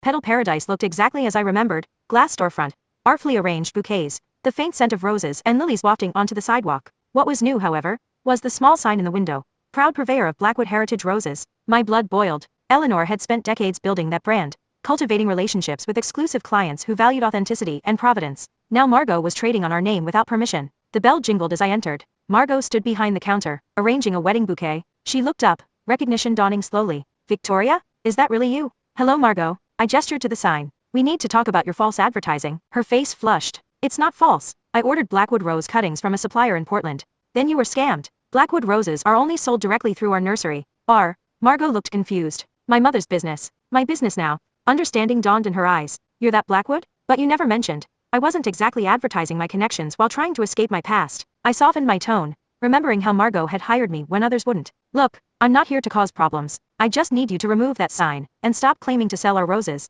Margot slumped against the counter. That explains the attacks. What exactly has been happening? She pulled out her phone, showing me dozens of one-star reviews posted over the past 2 weeks. The language was vicious, claiming the shop sold diseased plants, overcharged customers, and substituted cheap flowers for premium ones. Someone even called the health department claiming we were using toxic chemicals. Margot said, business is down 50% since this started. I scrolled through the reviews, noting similarities in the writing style. These were written by the same person, using different accounts, but definitely one person. How can you tell? I used to be Silverstone's queen of social manipulation, remember? I handed back her phone. This is someone with a specific vendetta. Any ideas who? Margot hesitated. There was a woman who came in last month. Wanted exclusive access to what she called real Blackwood roses for a charity auction. When I told her my supplier guaranteed authenticity, she became unpleasant. Description: tall, thin, perfect hair, designer everything. That narrows it down to about 300 women in Silverstone, I said drily. Name? She paid with a credit card. Mills, I think. Veronica Mills. The pieces clicked together instantly. Veronica, James's post-Lily girlfriend, trying to impress the Silverstone elite with authentic Blackwood roses, discovering she'd been sold counterfeits, and taking revenge on the shop that embarrassed her. I know who's behind this, I said, and I can make it stop. Margot looked skeptical. How? My business is dying, Victoria. First, we need to correct the rose situation. I'll send you actual Blackwood varieties at wholesale prices. You'll be the exclusive local retailer. Her eyes widened. Why would you do that? Because you gave me a job when I needed one, and because whoever is selling fake Blackwood roses needs to be stopped. I pulled out my phone. Next, we need evidence. 4 hours later, I had what I needed, using Margot's order records and some simple social engineering. Amazing how willing people are to share information when you claim to be from account verification. I'd traced the counterfeit rose operation to a wholesale nursery outside Portland, one that had recently been purchased by a shell company connected to Veronica Mills's family real estate business. The plan was elegant in its simplicity. Buy a struggling nursery, market ordinary roses as Blackwood heritage varieties at premium prices, and build Veronica's social standing as the new access point to these exclusive flowers. When Margot threatened that exclusivity by advertising the same product, she became a target. What are you going to do? Margot asked as I prepared to leave. Serve revenge, I said. Cold, elegant, and completely legal. My first stop was the Silverstone Herald, where my old college acquaintance Ryan Nichols worked as a business reporter. We met at a coffee shop away from downtown. Victoria Montgomery, he said, studying my changed appearance. Rumor had you living in some remote village after the divorce. Willowbrook isn't remote, it's peaceful, I corrected. And I have a story you might be interested in. I laid out the evidence of the counterfeit rose scheme, the fraudulent reviews, and the harassment of a small business owner. Ryan's eyes gleamed with journalistic interest. This has everything: society scandal, trademark infringement, online harassment. I'll need to verify the details. Of course. I slid a USB drive across the table. Everything's there, including a statement from me as the current owner of Blackwood Roses. Ryan pocketed the drive. Why come to me with this? You could handle it privately. I considered my answer carefully. The old Victoria would have wanted maximum destruction, Veronica's reputation in flames, the Mills family business scrutinized, James embarrassed by association. But Eleanor's voice echoed in my memory. Use it wisely. I want the counterfeit operation stopped, and I want Petal Paradise's reputation restored. I said simply. The story deserves to be told accurately. Ryan nodded, but looked unconvinced. And your ex-husband's new girlfriend being publicly humiliated is just a bonus? I shrugged. I didn't orchestrate this scheme, Ryan. I'm just making sure the truth comes out. My next stop was more direct. I'd arranged to meet Charlotte at the Silverstone Country Club, neutral territory, where I was still technically a member, though I hadn't set foot there since the divorce. Are you sure about this? Charlotte asked as we waited in the private dining room. Veronica isn't exactly stable. That's why we're meeting here. Not at their house, I replied, adjusting Sophie on my lap. I'd brought her intentionally, both as emotional support and as a strategic reminder of connections that couldn't be severed. The door opened, and James entered alone. He looked healthier than at our last meeting, though still thinner than during our marriage. Victoria. His eyes went immediately to Sophie. She's gotten so big. Babies do that. I kept my tone neutral. Where's Veronica? I asked her not to come. James sat across from us. Charlotte mentioned this was about some business issue. I laid out what I discovered about the counterfeit rose operation, the harassment of Petal Paradise, and Veronica's involvement. As I spoke, James's expression shifted from confusion to disbelief to something that looked surprisingly like disappointment. You're sure about this? He asked when I finished. I have documentation of everything. The Herald is running the story tomorrow. James closed his eyes briefly. I had no idea. I believe you. And surprisingly, I did. James had many flaws, but he'd never been interested in the minutiae of business schemes. But Veronica needs to stop the harassment campaign against Margot immediately, and issue a public apology. Or what? A new voice entered the conversation as Veronica Mills strode into the room, designer heels clicking against hardwood. Are you threatening me, Victoria? I'd forgotten how tall she was, nearly 6 feet in heels, with a kind of thin, angular beauty that photographed well for society pages. Her cold blue eyes assessed me dismissively. Not threatening, I corrected, just stating facts. You're selling counterfeit goods and harassing a legitimate business owner. Both are illegal. Veronica laughed, a brittle sound. You can't prove anything. Actually, I can. I nodded to Charlotte, who slid a folder across the table. Corporate records linking your family's holding company to the nursery. Shipping manifests for Blackwood Heritage roses that don't match any varieties we actually produce. And my personal favorite, your IP address on 17 of the fake reviews. The color drained from Veronica's perfect complexion. You were nothing when you came back to Silverstone, working in that pathetic shop, desperate for any job. And now you think you can threaten me? I'm not threatening you, I repeated calmly. I'm giving you a chance to fix this before the story runs. What story? Veronica looked at James, who wouldn't meet her eyes. The Herald is publishing an exposé tomorrow, Charlotte explained. Counterfeit luxury goods, harassment of small businesses. It's going to be quite thorough. You're bluffing, Veronica hissed. In answer, I pulled out my phone and played a recording, Veronica's voice clearly ordering someone to bury that flower shop with bad reviews until she removes those Blackwood signs. That's illegal, she gasped. You can't record people without consent. Margot recorded it when you called her shop, I corrected. Single-party consent is legal in the state. Sophie chose that moment to let out a happy gurgle. Reaching for the silverware on the table, I gently redirected her hands, the picture of maternal composure. Your choice, Veronica, I said. Remove all the fake reviews today. Issue a public apology to Petal Paradise, and stop selling counterfeit roses. In return, the article will focus on the broader issue of luxury counterfeiting, not you specifically. James finally spoke. You should take the deal, Veronica. She turned on him. You're siding with her? Your ex-wife. I'm siding with what's right, he said quietly, and with staying out of the newspapers for once. Something shifted in Veronica's expression, calculation replacing outrage. She was nothing if not practical when it came to self-preservation. Fine, she said eventually. I'll fix the reviews and issue an apology, but I want something in writing saying you won't pursue this further. Already prepared, Charlotte said, producing another document. As Veronica grudgingly signed, I felt a strange emptiness. This was victory. I'd protected Eleanor's legacy and helped Margot save her business, yet it felt hollow compared to what I'd once considered the sweet taste of revenge. That evening, as Charlotte, Sophie, and I prepared to drive back to Willowbrook, James asked to speak with me privately. We stood in the country club parking lot, the spring air cool against my skin. That was impressively restrained, he said. The old Victoria would have destroyed her. The old Victoria was exhausting to be, I admitted. This was simpler. James studied me in the fading light. You've changed. Having your life implode will do that. He flinched, but didn't argue. I deserve that. And worse. Probably, but I'm not keeping score anymore. I shifted my weight, suddenly eager to return to Willowbrook, to the greenhouse and the cottage and the life I was building. Was there something specific you wanted to discuss? James looked down, uncharacteristically hesitant. I'm sick, Victoria. My heart stuttered. Mono again. No, something more serious. He met my eyes. Lymphoma. Stage 2. The world seemed to still. Despite everything, despite the betrayal and pain and divorce, James was Sophie's father. He was part of her story, even if he was no longer part of mine. I'm sorry, I said, meaning it. What's the treatment plan? Chemotherapy. Starting next week. He ran a hand through his hair. The nervous gesture I remembered. I wanted you to know, because it might affect my visits with Sophie. We'll work around your treatment schedule. Thank you. He hesitated. There's one more thing. If things don't go well, James? Please let me finish. If things don't go well, Sophie will inherit my estate. I've updated my will. Charlotte will be the executor. But you'll have full control until Sophie's 25. I blinked, surprised. You're trusting me with that. A faint smile. After watching you tackle Veronica today? Absolutely. As we stood there, the weight of mortality creating a strange truce between us, I thought about the folder of evidence I'd burned months ago. The secrets I could have used to destroy him completely. The revenge I'd once craved. Eleanor kept a file on you, I said suddenly, after we separated. She knew about Lily's other relationships, your health issues, everything. James paled visibly. You never mentioned. I burned it. After Eleanor died, I met his gaze steadily. The past is the past, James. We have a daughter to think about now. He nodded slowly. You really have changed. We all have. Some by choice, some by necessity. I gestured toward Charlotte's car where Sophie waited. Send me your treatment schedule. We'll make sure Sophie sees you on your good days. As I turned to leave, James called after me. Victoria? Those roses you're growing now, they're truly extraordinary. Your mother would be proud. The simple validation of Eleanor, of the work I was doing, touched a place I thought had hardened beyond feeling. Thank you, I said softly, and walked away. 2 days later, Ryan's article appeared in the Silverstone Herald business section. Counterfeit luxury goods hit close to home. Local botanist exposes fake heritage rose scam. The piece outlined the scheme without naming Veronica directly, though anyone in Silverstone society could read between the lines. By noon, Margot called to report that the fake reviews had all disappeared, and a tasteful arrangement of legitimate flowers, not roses, had been delivered with a signed apology note. Business is already picking up, she said excitedly. And I can't wait to start selling actual Blackwood roses. When can you deliver the first shipment? Next week, I promised. I'm selecting the varieties personally. That afternoon, while Sophie napped, I received a text from an unfamiliar number. The roses were beautiful, but your revenge was even more elegant. Respect. Lily Chen. I stared at the message, wondering how Lily had gotten my number, and why she would contact me now. Curiosity got the better of me.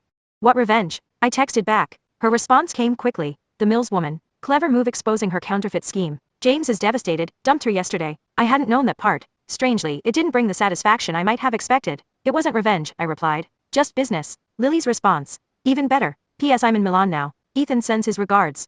I deleted the conversation and blocked the number, whichever game Lily was playing. I wanted no part of it. Instead, I walked to the greenhouse, where the Blackwood roses bloomed in controlled splendor. Among them was a new variety I'd been developing. A pale pink bloom with unusual durability and fragrance. I'd named it Eleanor's Legacy. As I tended the flowers, I thought about revenge. How desperately I'd wanted it a year ago. How consuming that desire had been. The woman I was then would have used Eleanor's files to destroy James completely, would have made Veronica's humiliation public, and devastating, would have celebrated Lily's eventual comeuppance. But revenge, I'd learned, was like the invasive Japanese beetles that sometimes threaten the roses. It consumed everything in its path, including the one who harbored it. My phone rang again. Charlotte. James told me about his diagnosis, she said without preamble. Are you okay?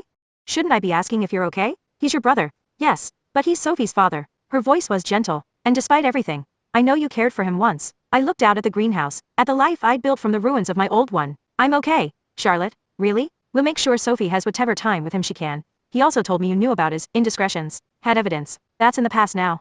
Charlotte was quiet for a moment. You could have destroyed him, Victoria. Why didn't you? I thought of Eleanor's words. Use it wisely. I thought of Sophie, who deserved better than parents locked in eternal warfare. I thought of the woman I was becoming, someone Eleanor might actually have been proud of. Because some victories aren't worth the cost, I said finally, and some battles aren't worth fighting. After we hung up, I returned to my roses, selecting blooms for Margot's first official Blackwood roses shipment. Among them, I included several stems of Eleanor's Legacia, new beginning growing from old roots. Just like me. That evening, as Sophie and I sat on the porch that had become our favorite spot, Mrs. Peabody called from next door. Victoria, turn on Channel 5. I hurried inside to comply, Sophie on my hip. The local news was showing footage of a familiar blonde woman being escorted from an office building by security. Allegations of corporate espionage, the newscaster was saying. Sources confirmed that Veronica Mills was terminated from her position after internal documents revealed she had used company resources for a personal counterfeit operation. The Mills family has issued a statement distancing themselves from. I turned off the television, feeling oddly hollow. This wasn't my doing. I kept my end of the bargain with the controlled Herald story. This was just the natural consequence of Veronica's actions, catching up to her.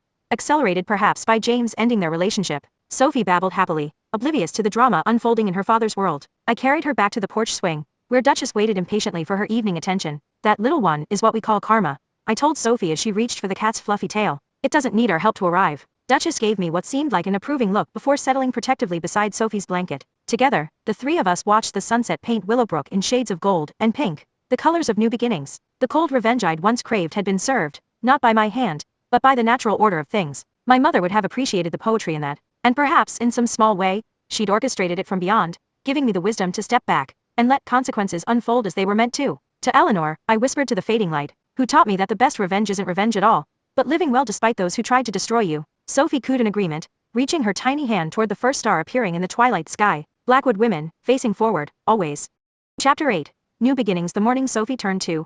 I woke to find her in my bedroom, struggling to climb onto my bed while clutching her stuffed elephant. Mama, she squealed, her heart-shaped face lighting up when she saw I was awake. Up. I reached down and scooped her into bed, marveling at how light she still was despite the doctor's assurance that she was growing perfectly. Her heart condition had stabilized with medication, though we'd still need surgery when she turned 5. For now, my little warrior was thriving. Happy birthday, sweetheart, I whispered, kissing her wild curls that reminded me so much of Eleanor. Duchess, Eleanor's impossibly fat white cat who had somehow appointed herself Sophie's guardian, jumped onto the bed with surprising agility, and curled up next to my daughter. Those two, I muttered, shaking my head. Grandmother's babies indeed. Eleanor's blooms had become the pride of Willowbrook. What started as a small flower shop had blossomed into a destination, a flower shop with a cafe, and 3 cozy guest rooms that were booked solid most weekends. I'd used James's inheritance, not just for Sophie's future medical needs, but to create something beautiful. James had passed 8 months ago. In his final weeks, we'd reached an understanding of sorts. Not forgiveness exactly. Too much had happened for that. But a peace agreement for Sophie's sake. He'd held her one last time before the end, his eyes filled with regret for all he would miss. Lily Chen had disappeared completely. Last I heard, she was in Singapore, having moved on to another wealthy banker. The society circles of Silverstone occasionally whispered my name, but I'd become something of an urban legend, the socialite who vanished and reinvented herself. After breakfast, Sophie and I walked to the rose garden. I'd expanded Eleanor's original garden, adding variety she'd always wanted to grow. In the center stood a small stone bench beside a bird bath, where I'd placed a framed photograph of Eleanor. Today we're going to take a special picture, Sophie, I explained, setting up my phone on a tripod, with great-grandma Eleanor. Sophie nodded solemnly. At 2, she didn't understand death, but she recognized Eleanor's photo and called her Gamma. As the timer counted down, I scooped Sophie up, and we posed next to Eleanor's photo. The camera clicked just as Sophie reached out to touch the frame, creating a perfect moment of connection between 3 generations. That afternoon, as guests arrived for Sophie's small birthday party, I noticed a sleek black car pulling up outside. The woman who emerged was instantly recognizable despite her attempts at disguise. Veronica Mills, my former best friend, and one of the first to celebrate my downfall. I met her at the garden gate. Victoria, she said, pushing designer sunglasses onto her head, you look different, more genuine, and less Botox will do that. I replied with a smile. What brings you to Willowbrook, Veronica? Last I checked, you considered anywhere outside the city limits to be wilderness. She shifted uncomfortably. Things have changed in Silverstone. After the Blackwood financial scandal, then James's, well, the social landscape is different. I waited, knowing there was more. I'm thinking of moving, she finally admitted, starting fresh somewhere. When I heard about your place here, it looked charming online. I bit back my first instinct to remind her she'd once called my mother's cottage depressingly provincial and laughed when I was evicted. Instead, I said, the guest rooms are booked solid for the next month. But there's a lovely B&B down the road. Willowbrook welcomes new beginnings. I paused. Even for people who once sent me a condolence cake when my husband left me, she had the decency to blush. Victoria, it's a birthday party for a 2-year-old Veronica. If you'd like to stay, you're welcome to. But there's no champagne, just juice boxes and finger sandwiches. Her expression was priceless. A mix of remorse and bewilderment at this new Victoria, who offered olive branches wrapped in boundaries. Later that night, after Sophie had fallen asleep surrounded by new toys, I sat on the porch swing with a glass of wine. Duchess purred in my lap, heavy as a bowling ball. 2 years ago, I couldn't have imagined this life. I'd been Victoria Montgomery née Blackwood, queen of Silverstone society. Now I was just Victoria, mother to Sophie, owner of Eleanor's Blooms, resident of Willowbrook. I pulled out my phone and scrolled through the day's photos, pausing at one that caught my eye. Sophie in her birthday crown, giggling as she held up a flower. Behind her, through the shop window, you could see Eleanor's photograph on the wall, positioned so it looked like she was smiling at Sophie. On impulse, I posted it to my long-dormant social media with the caption, "The Blackwood women endure. 2 years with this miracle. Thank you, Mom, for teaching me that falling apart isn't the end, it's just the beginning of something new." Within minutes my phone began buzzing with notifications. Former friends, curious acquaintances, even a message from James's sister expressing how much Sophie looked like her father.